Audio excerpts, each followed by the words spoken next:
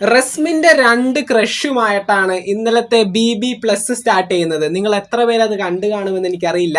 എന്തൊക്കെയായാലും ഇന്നലെ ശ്രീധുവിനോട് big boss ഹൗസിൽ വന്ന സമയത്ത് തനിക്കുണ്ടായ രണ്ട് ക്രഷിനെ പറ്റിയാണ് റസ്മിൻ സംസാരിക്കുന്നത്.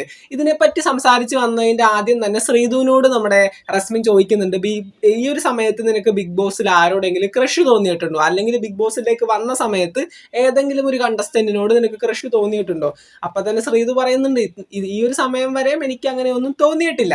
ദെൻ അതിനുശേഷം റസ്മിൻ പറയുന്നുണ്ട്, എനിക്ക് രണ്ട് പേരോട് ഇവിടെ വന്ന സമയത്ത് ക്രഷ് തോന്നി. അപ്പൊ നമ്മുടെ ശ്രീധു അത് ആരാണെന്ന് ചോദിക്കുന്നില്ല. ശ്രീധു അവിടെ ഒരു പുഞ്ചിരിയോടെ ഇരുന്ന് പുള്ളിയുടെ ജോലിയും കാര്യങ്ങളും ചെയ്തുകൊണ്ടിരിക്കുകയാണ്. അപ്പൊ നമ്മുടെ റസ്മിൻ പറയുന്നുണ്ട്, എടി നീ എന്നോട് അത് ആരാണെന്ന് ചോദിക്കും, ഞാൻ പറയട്ടെ. അപ്പൊ തന്നെ ശ്രീധു എന്നാ പറ അതാരാണ്. അപ്പൊ തന്നെ നമ്മുടെ റസ്മിൻ പറയുന്നത് ഗബ്രിയുടെ പേരാണ്. ഇവിടെ വന്ന സമയത്ത് എനിക്ക് ഗബ്രിയോട് നല്ല രീതിയിൽ ഒരു ക്രഷ് തോന്നിയിട്ടുണ്ടായിരുന്നു.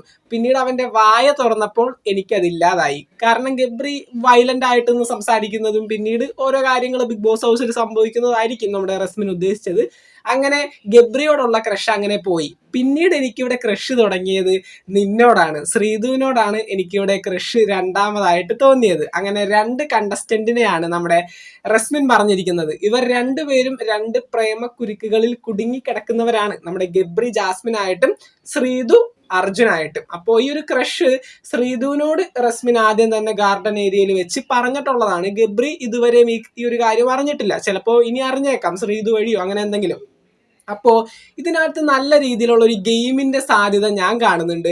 അർജുൻ മുന്നിൽ നിൽക്കുന്ന സമയത്ത് മറ്റുള്ള കണ്ടസ്റ്റൻസിന്റെ മുന്നിൽ വെച്ചുകൊണ്ട് ശ്രീധുവിനോടുള്ള ക്രഷ് റസ്മിൻ പറഞ്ഞാൽ, അതേ സമയത്ത് ജാസ്മിൻ മുന്നിൽ നിൽക്കുന്ന സമയത്ത് അവരുടെ സംസാരത്തിനിടയിൽ ഗബ്രിയോടുള്ള ക്രഷും റസ്മിൻ തുറന്നു പറയുകയാണെങ്കിൽ ഒരു രണ്ട് ട്രയാങ്കിൾ ലവ് സ്റ്റോറികൾ അവിടെ മെനഞ്ഞെടുക്കാനായിട്ട് നമ്മുടെ റസ്മിന് സാധിക്കും. തീർച്ചയായിട്ടും അതിനകത്ത് ഒരു അചഞ്ചലമായ ഒരു സാധ്യത ഞാൻ കാണുന്നുണ്ട്. നമ്മുടെ ഗബ്രിയോട് ക്രഷ് തുറന്നു പറഞ്ഞാൽ ജാസ്മിന്റെ തലക്ക് ഭ്രാന്താവുന്നുള്ള കാര്യം ഈ സമയത്ത് ഉറപ്പായൊരു കാര്യം തന്നെയാണ്.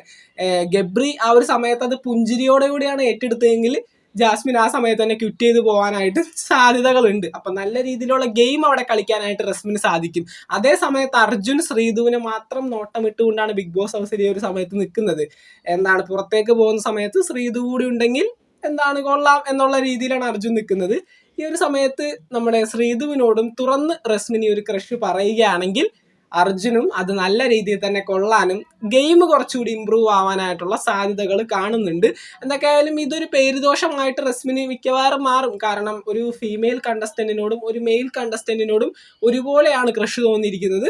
അപ്പോൾ ഐഡന്റിറ്റി പരമായിട്ടുള്ള കാര്യങ്ങളൊക്കെ ഉണ്ടാവും, അതൊക്കെ വേറെ കാര്യം. എന്തായാലും ഈ ഒരു കാര്യം നല്ല ഗെയിമിനുള്ള സാധ്യത ഇതിനകത്തുണ്ട്. എന്തായാലും നമുക്ക് നോക്കാം എങ്ങനെയായിരിക്കും ഇനി മുന്നോട്ട് പോവുക എന്നുള്ളത്. ഇന്നലത്തെ BB+ തുടക്കം തന്നെ ഈ ഒരു ക്രഷിന്റെ കഥയാണ് കേൾക്കുന്നത്. എന്തായാലും റസ്മിന്റെ പേര് മാറ്റി നമുക്ക് റഷ്മിൻ ആക്കാനായിട്ടുള്ള എല്ലാ സാധ്യതകളും കാണുന്നുണ്ട്.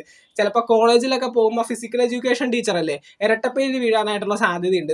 റഷ്മിൻ ടീച്ചർ ആണോടാ എന്നൊക്കെ പറഞ്ഞ് എന്തെങ്കിലുമൊക്കെ ആവട്ടെ. ബിഗ് ബോസ് മലയാളം സീസൺ 6 പുതുപുത്തൻ വിശേഷങ്ങളൊക്കെ ആയിട്ട് നമുക്ക് വീണ്ടും കാണാം.